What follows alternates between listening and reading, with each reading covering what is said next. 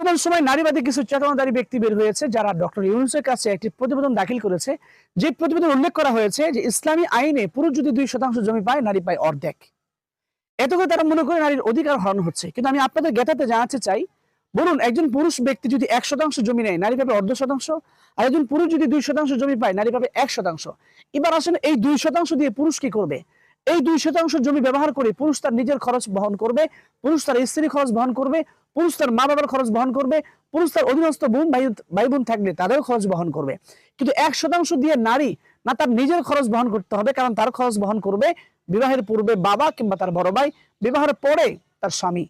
এই 1% দিয়ে নারী তার সন্তানের ভরণ পোষণ করবে না, এই 1% দিয়ে নারী তার মা বাবার ভরণ পোষণ করবে না। কাজেই আল্লাহ রাব্বুল আলামিন এই জন্য পুরুষকে দিয়েছেন 2%, নারীকে দিয়েছেন 1%। আর এই বিষয়টা নিয়ে সম্প্রতি ডক্টর ইউনূসের কাছে একটি প্রতিবেদন দাখিল করেছে, যেখানে বলা হয়েছে ইসলাম নারীদের অধিকারকে হরণ করেছে।